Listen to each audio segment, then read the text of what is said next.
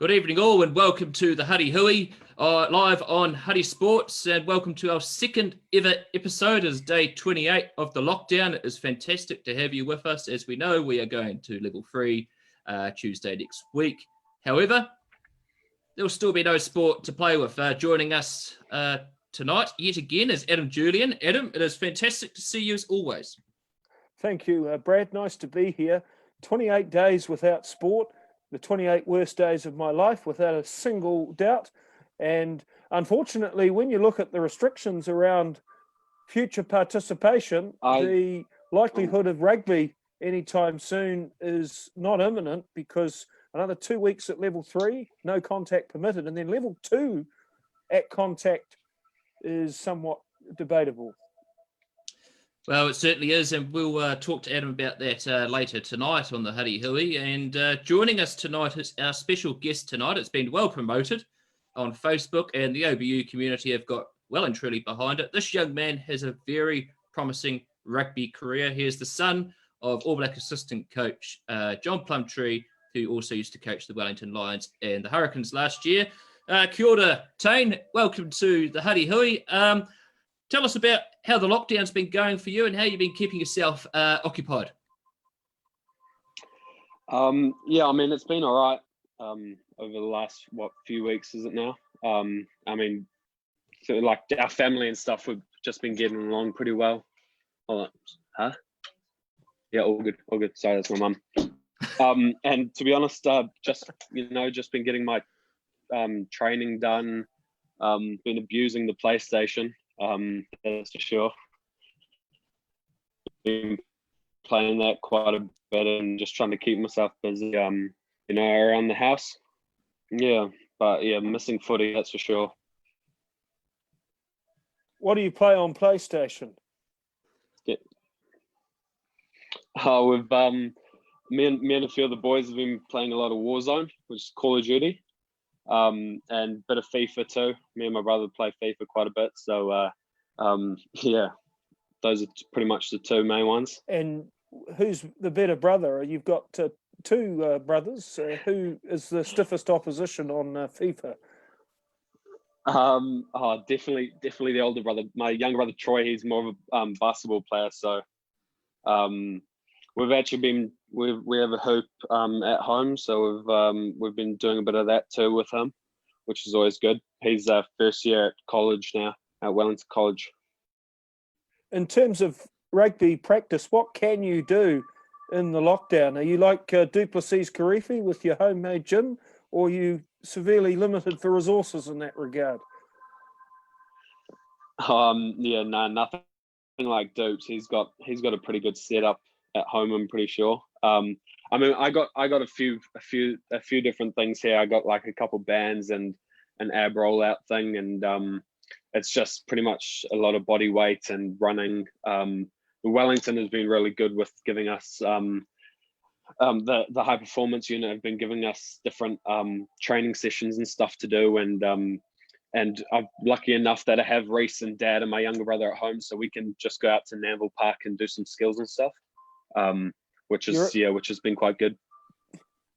You're in the Wellington Academy. Rugby is struggling for finances. Are they still supporting you, and are you worried about your future in that program if this lockdown extends? Like obviously there's a lot of uncertainty about that whole thing at the moment. Wellington have been really good in that regard, but I'm not really sure what's going to be coming in the next couple of months. Like if there's some sort of pay cut, coming up, then it is what it is, and then hopefully it sort of regathers itself within the next year or two. So, Taine, tell us about your upbringing, because you've certainly travelled around the world a hell of a lot, but you were born in Wales, is that correct? Yeah. Born in Swansea, Wales. Dad's first coaching gig over there, he started like late 1990s, and just lived there for a couple of years, and then came to New Zealand, where we lived for 5 or 6 years. Well, that's when Dad coached the Lions. And then yeah, went over to South Africa for 7 years, got a year in Ireland too, and now we're back here. And of those places that you live, which was your favourite and why? Like nothing really beats New Zealand, like in just in general. But I really like growing up in South Africa. I just like with the weather and just schooling over there, and made a lot of good friends that I still catch up with and stuff. So it's hard to choose, but I'd definitely say. And what about the rugby in South Africa? Is it as stereotypically beast orientated as we perceive it? I think so. I didn't really get. I didn't get into college in South Africa, so I was at primary school there, and I mean I played a lot of footy and stuff there, and but yeah, there's definitely some colleges there that have some pretty big Afrikaans boys that love to shift some tin. Yeah, for sure. And what about socially? Because your dad was a high-profile figure in Durban. Were you living in a gated community, and how did you interact in South Africa? Because there are parts of South Africa which are very dangerous. Yeah, for sure. We were lucky enough that we lived in Durban, so it's not as bad as places like Johannesburg and other areas around South Africa. We never lived in a gated community. Our house always had 6-foot walls with electric fencing around it, and had a couple big dogs. So we were safe enough as it is. But I mean, we did have a couple instances where people came into our house and stole things. Yeah. Very scary stuff that in South Africa, Taine. Surely the dogs must be on Ngāti Toa form. Yeah. Let's talk about your time at Wellington College, of which you were a star player at Wellington College. What were some of your rugby highlights there? And also, Wellington College is on a bit of a last few years has been not so flash in that Premier One competition. It's missed out on the semi-finals in the last 2 years. What's going on there? Well, just for your first question, just some memories and playing there. I loved it. I played 2 years, and both years, great bunch of boys that I was playing with. Probably my best memory of it was either winning the comp in 2016 or beating Scots in that semi-final in 2017. Those couple of good memories, and obviously some of my best mates coming out of that. And I know what you mean. Like the last few years haven't been great, but I don't really know what it is. Like there's still quite a big there's a big interest with rugby at Cole, but they've got some good coaches and stuff. So hopefully in the next couple of years, they can get into those semi-finals. Hopefully win the final. Yeah, I remember that 2016 year, Taine. I refereed that semi-final with you and Wairarapa College. Of course, Wairarapa that year had the upset win against Scots. And I remember that game. You guys played a fantastic game of rugby on a very soggy field. You were very calm, collected, went out, did your job. Your brother was carving up. But as a referee, I had to calm him down a few times because he gets quite hyperactive, Reece, doesn't he? Oh yeah, for sure. He's got a real short fuse, and people exploited that a few times that year, which is kind of funny to see. But he got the job done. And the other thing that was unique about your high school playing days was the fact that you were a goal kicker. Is that something still in your repertoire?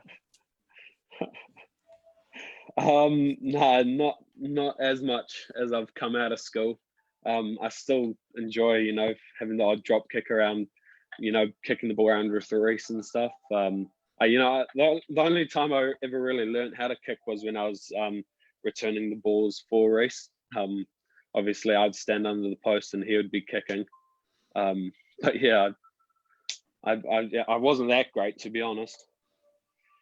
It was 8 conversions, I understand, at Wellington College. Every boy in the Wellington, Is that every right? boy in the Is that how many I've every got? boy in the Wellington under-19 knew that.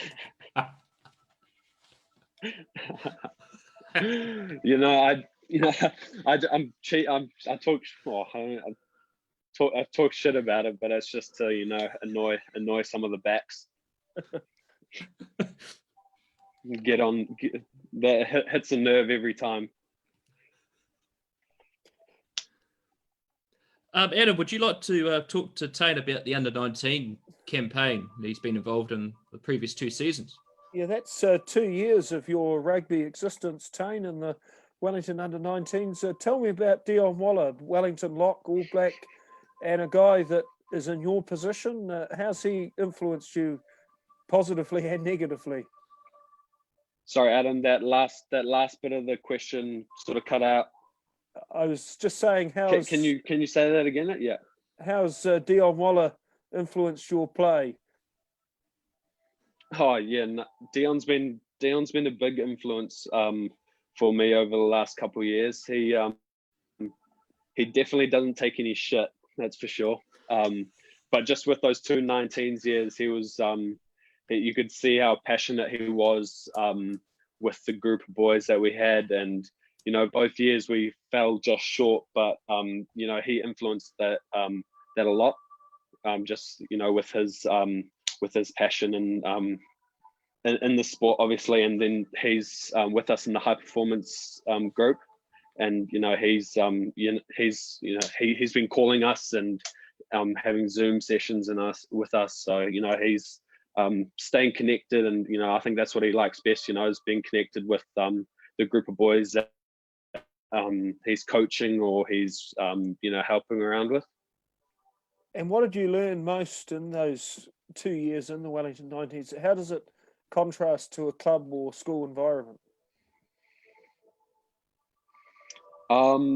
It's definitely a high pace level of rugby coming out of school. So that first year, it was real good to be involved in that. Playing with Naitoa and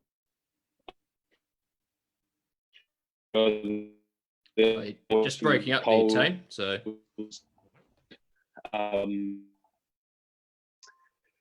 and compare, we trained for months, and we know what we're doing, and we didn't get the 2 titles those 2 years, but I mean, I enjoyed every bit of it. It's an awesome tournament.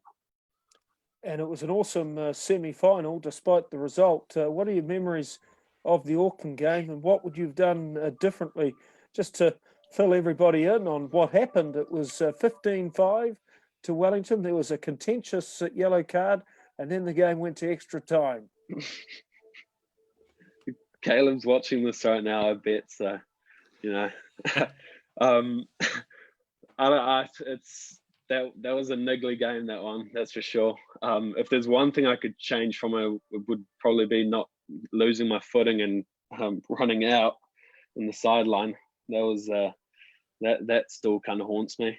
But no, I wouldn't change anything. That group of boys, it was awesome. That week was it was good fun, and we played some good footy, but obviously that Auckland game we fell just a bit short in extra time. But the 3rd place game, you really put Paea Plumtree to the sword, and that seemed to be a statement of the character of that group. Yeah, the year before we lost North Harbour in that 3rd and 4th playoff, which we weren't happy about at all. So we sort of got over losing to Auckland and went into that Paea Plumtree game, really wanting to win, and the boys played well. Seamus scored a try, which is pretty typical of him. He only scores tries when the game's on TV. That's just a little fun fact. So, Taine, last year as well, you were part of the under-20s, New Zealand under-20s program. Of course, that was another challenging campaign. Tell us about that experience.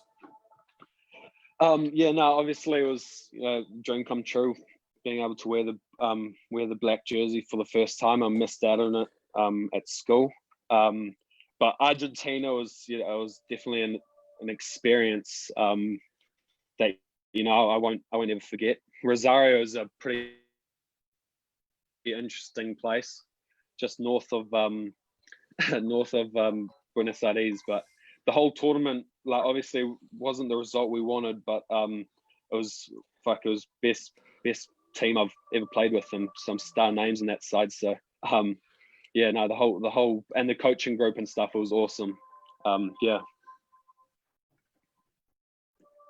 Tell us about some of those guys that you really enjoyed playing with. I got along with all of them. There was a couple boys from Canterbury, like Shiloh Klein, Fletcher Newell, who always I was close with. It was pretty cool seeing Lady Etienne Nanai do his thing, and Lester and stuff. They're pretty good ball carriers and pretty skillful. So yeah. I tell you, we'll let you go shortly, Taine. Some technical difficulties coming through there. I was just saying we might have to flag you because there's some technical difficulties there. But sorry, I can't really hear you there. It's sort of lagging out a bit. Must be Spark Sport. Yeah. So. Are you fucking trying to call me? Yeah. Oh yeah, yeah, I can hear you now. Okay, where you go, Adam. I was just going to say, Taine, in terms of the under-20s team, how different do you think the composition of the squad might have been this year, and what did the squad potentially for 2020 have that 2019 didn't? Well, I think there was like 10 of us potentially coming back into the side if we were to get selected. We had that first camp in March, which was it was a good week, and we were all pretty. And this is before we knew that it was cancelled, and we were all pretty keen for the coming few months. Italy, obviously, it's been cancelled now, and which is obviously disappointing for all of us. But sort of just got to move on to the next goal. Yeah. And what is your next goal?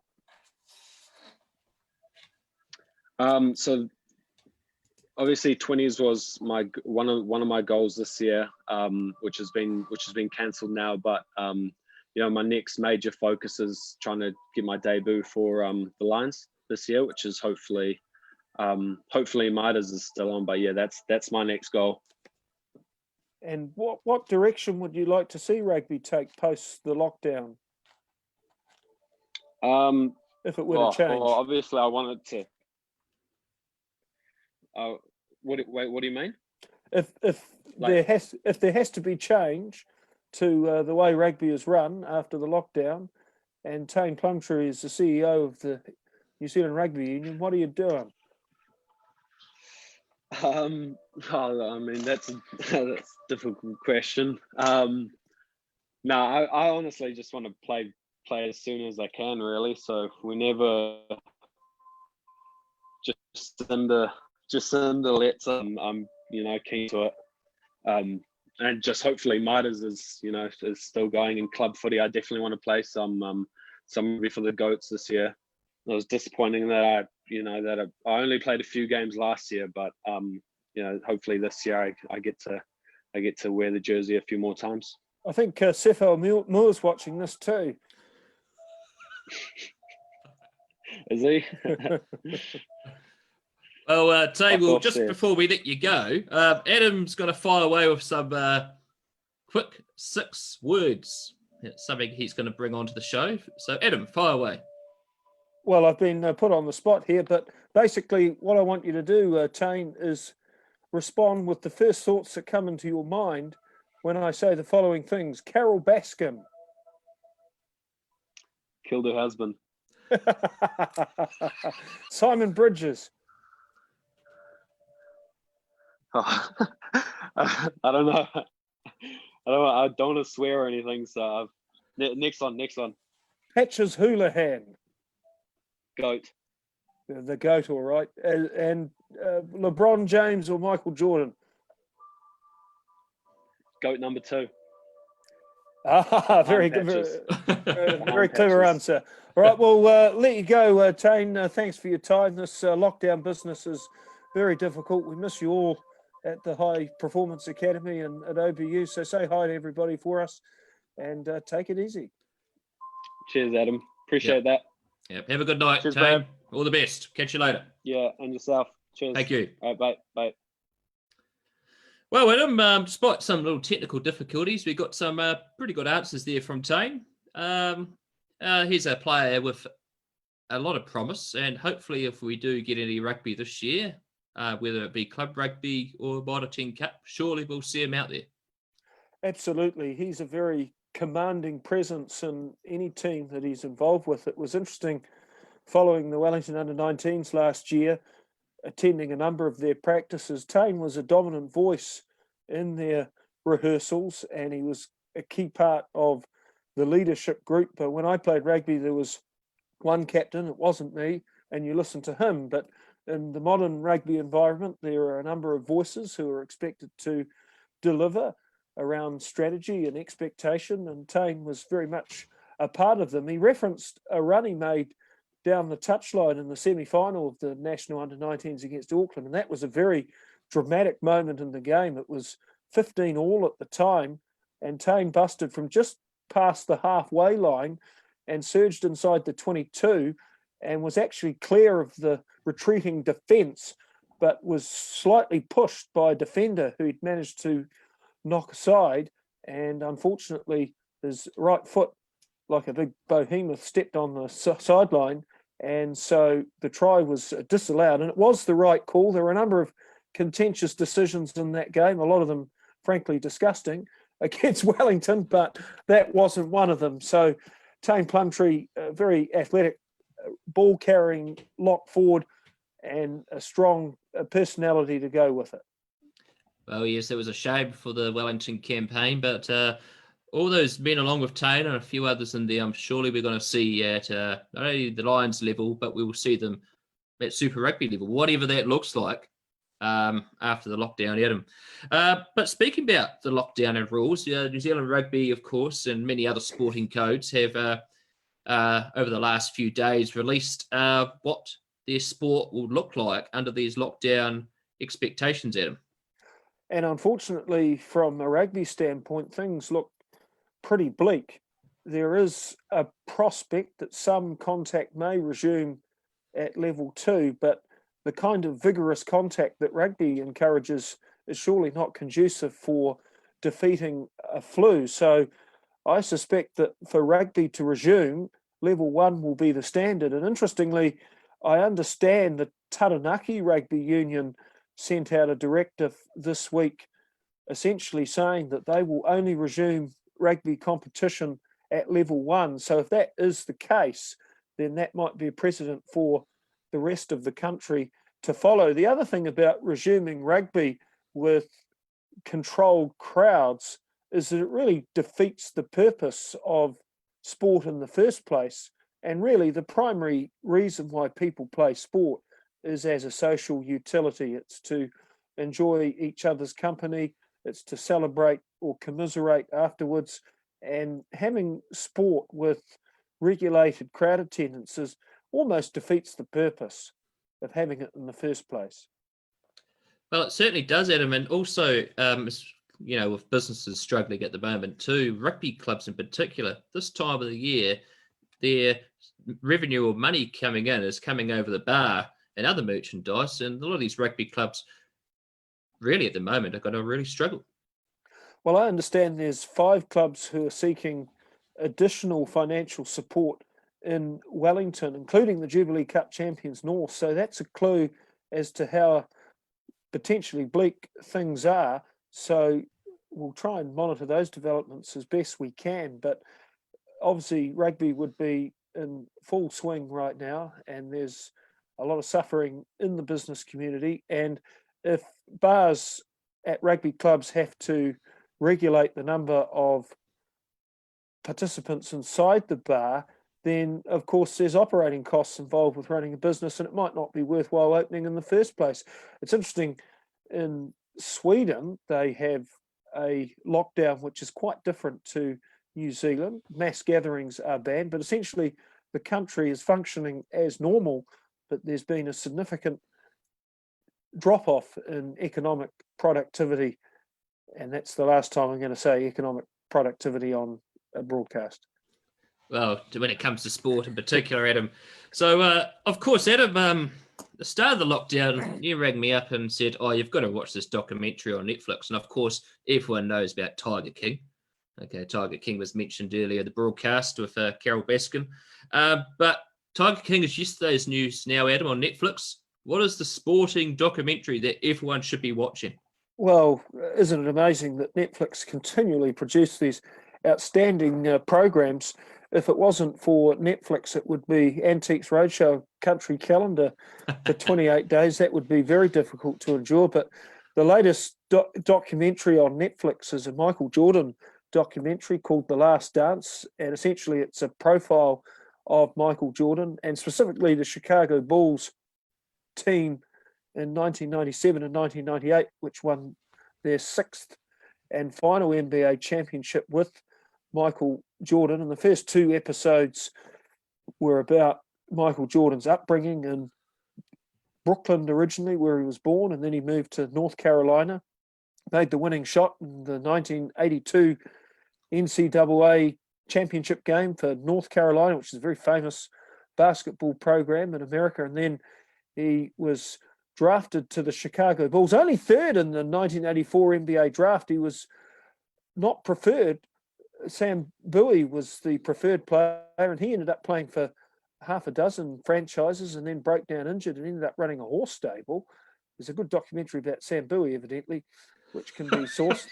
But the thing about the Michael Jordan program, which is so interesting, is that there is a contemporary argument which is debated vigorously in all quarters about who is the greatest basketball player of all time. Is it Michael Jordan or is it LeBron James, who is a sensational talent? And I'm going to stir the pot here a little bit.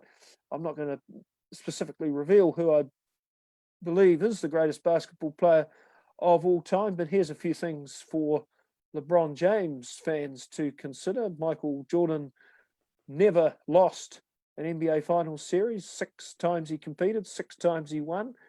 He has a greater point scoring average than LeBron James and won the scoring title 10 times. But here's the two things about Michael Jordan which are really fascinating in terms of his enormous impact on not only the NBA, but world sport, particularly on the marketing side of things. 1984, when Michael Jordan started playing NBA basketball, the average salary per player was a measly $300,000. When he retired in 1998, it was $2.4 million. And such was the impact of Michael Jordan in 1997-1998, which is a season profiled on this Netflix program. The NBA salary cap was $27 million. So that's the amount of money that each team is allowed to spend on their players. But there are loopholes in the NBA legislation around the salary cap. So in 1998, the salary cap was $27 million. Michael Jordan was earning $33 million. So he was worth more than the entire salary cap of the whole league. Yeah.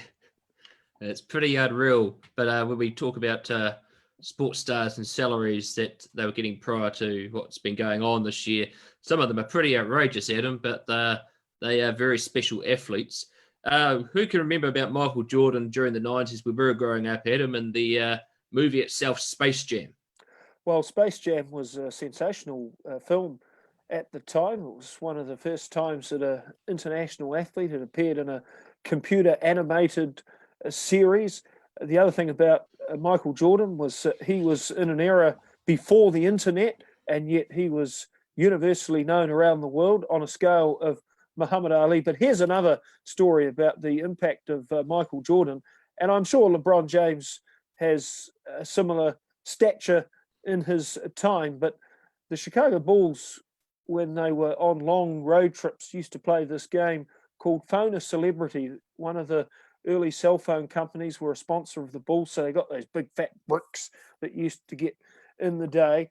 And they were on the bus traveling to a game, and Scottie Pippen, the great second in command of the Chicago Bulls, if you like, made a phone call to Janet Jackson and got a response, and the Bulls were hollering loudly at the success that Scottie had enjoyed. Michael was at the back of the bus asleep, and they woke up Michael Jordan. Hey, MJ, Scottie just got Janet Jackson. What do you got? What do you got, man?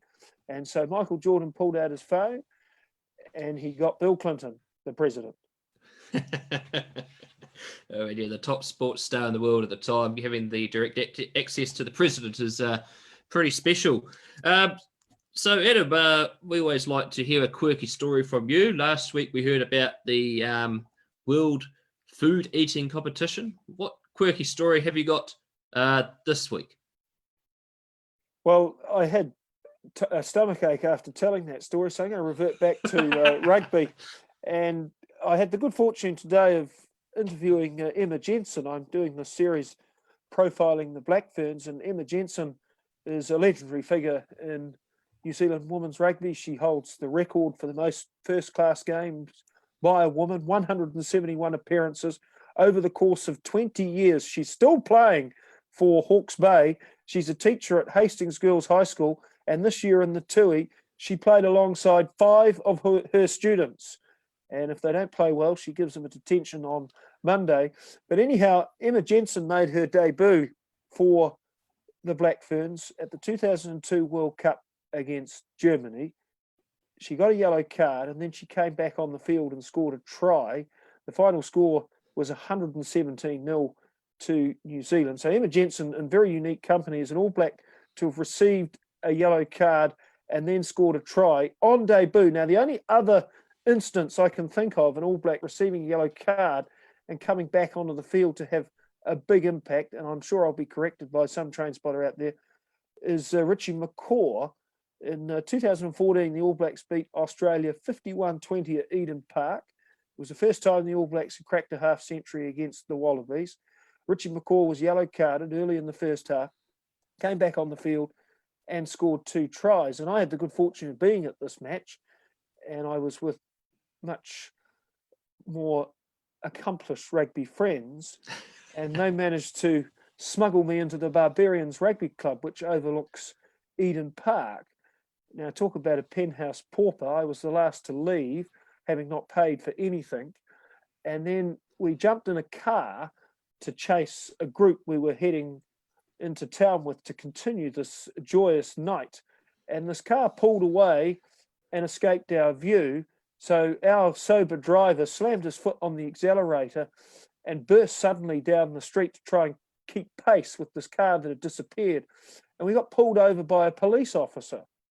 And the police officer approached the window and reminded my friend, who was the driver, that he was speeding 3 times over the limit in a 50k zone.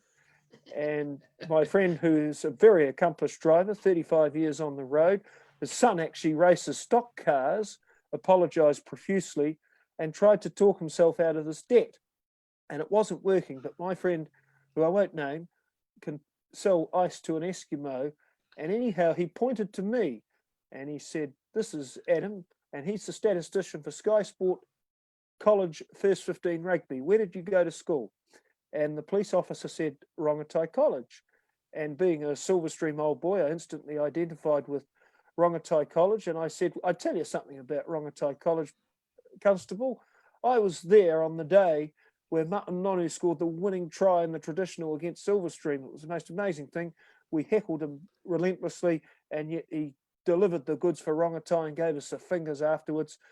And we all got told off the next day, and we went home crying about it. And the constable responded, "I was the open side flanker in the game." And there was a big laugh, and there was more reminiscing about rugby. And then Rod and I looked at this police officer and said, "Surely, mate." And off we went. No ticket.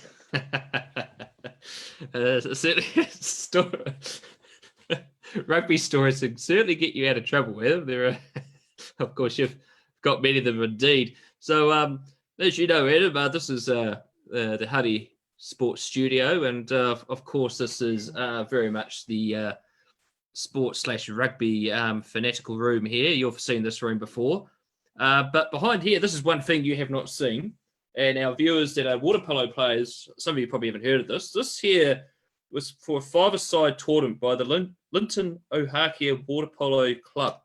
What do you think that big thing on top of the wooden stand is, Adam? Well, it does resemble the Moaska Cup, which is the famous secondary school's rugby trophy, but I've got no idea what it is. Now, well, this here was a disused bazooka barrel because the Linton Army camp used to host the tournament, and but this is not the original one because the Army made this trophy and they had a bazooka barrel on there. And a week later, they rang up the team that first won it, which was the Maranui Club in Wellington back in 1996. And they said, oh, we need the trophy back.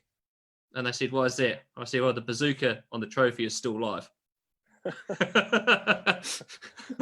Now, this was last played in 2001. It was won by the Hut Club. And my dad was the treasurer of the Hut Club at the time. And it's been sitting inside his garage and now mine. So it's definitely something, maybe on a water polo front, years to come, they could resurrect that five-a-side tournament. Absolutely. What a great story. Well, it certainly is. Well, Adam, that ends episode 2 of Huddy Hui on Huddy Sports. Fantastic to have you again. And you keep safe for the remainder of the lockdown. And good luck with your profiling of the Blackferns. Kia kaha. Kia kaha, and thank you yet again for watching the Huddy Hui live on Huddy Sports. We'll see you Wednesday next week, just after 8 o'clock.